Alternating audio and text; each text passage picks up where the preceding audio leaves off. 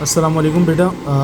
ये एक सवाल है, एक बच्चे ने पूछा है मुझसे, एग्जाम्पल है बुक का। उन्होंने पूछा कि भाई एक इलेक्ट्रॉन है जंप कर रहा है from fourth orbit to third orbit, ठीक है ना। तो हमारे पास वो जब जंप करेगा तो बताइए, यहाँ से जब जंप करेगा तो जाहिर सी बात है मेरे बेटे ये हायर एनर्जी ऑर्बिट है, ठीक है, और लोअर पे आएगा तो यहाँ से एनर्जी रिलीज़ करेगा in the form of wave. तो जो भी रेडिएशन इमिट होगी that what will be the frequency, ये पूछा हमसे एक सवाल। और दूसरा पूछा है कि एक ऑर्बिट नंबर 2 भी है यहाँ पर एग्जिस्ट कर रहा है। तो आप बताइए कि अगर हम इन दोनों में से ट्रांजिशन देखें, या 4 से 3 में या 3 से 2 में, तो किस में वेवलेंथ लॉन्गर आएगी, लॉन्गर वेवलेंथ, ठीक है ना। अच्छा, लॉन्गर वेवलेंथ हमारे पास मेरा बेटा किस में आएगी। एक बात हमें याद होना चाहिए, एक इक्वेशन याद कर लेते हैं एनर्जी की।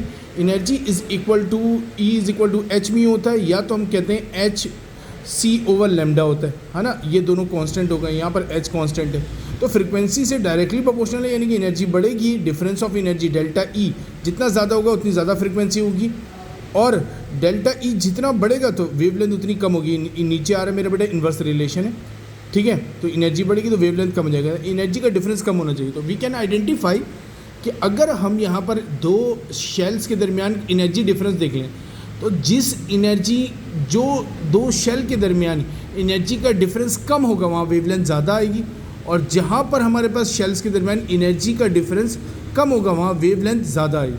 दोबारा बोल रहा हूँ, जहाँ पर हमारे पास दो शेल्स के दरमियान एनर्जी का डिफरेंस ज़्यादा होगा वहाँ वेवलेंथ शॉर्ट होगा, और जहाँ पर दो शेल्स के दरमियान एनर्जी का डिफरेंस जो है कम होगा वहाँ पर वेवलेंथ ज़्यादा आएगा, क्योंकि एनर्जी कम तो वेवलेंथ ज़्यादा है, इन्वर्स रिलेशन है। आइए सॉल्व करके देखते हैं।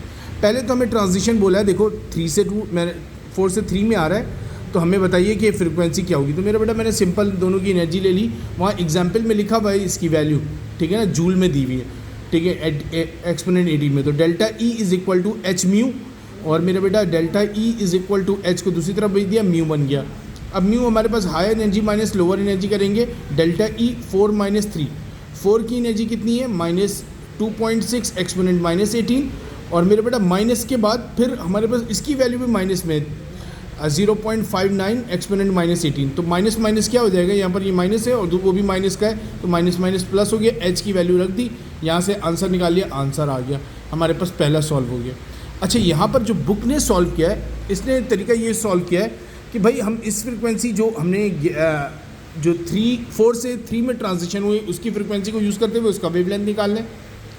और उसने क्या किया है, फिर उसके बाद दूसरे वाले के एनर्जी डिफरेंस को यूज़ करते हुए दूसरे वाले का वेवलेंथ निकालिए, जिसके ज़्यादा आ रहा होगा वो हमारे पास ज़्यादा वेवलेंथ देगा। लेकिन हम सिंपल कर सकते थे, यहाँ से अगर आप डिफरेंस देखेंगे ना, तो यहाँ पर डिफरेंस आ रहा है तकरीबन 33.33 का, और यहाँ पर जब आप डिफरेंस निकालेंगे ये तकरीबन आ रहा है 0.29 का, तो यहाँ पर कम है, तो यहाँ पर एनर्जी का डिफरेंस कम है तो वेवलेंथ ज़्यादा आएगी। देख भी लेते हैं हम, देखो 3 और 4 में फ्रीक्वेंसी जो आई थी ना, उसी फ्रीक्वेंसी को यूज़ किया तो वेवलेंथ देखो 6.02 आ रहा है, एक्सपोनेंट माइनस 7 है।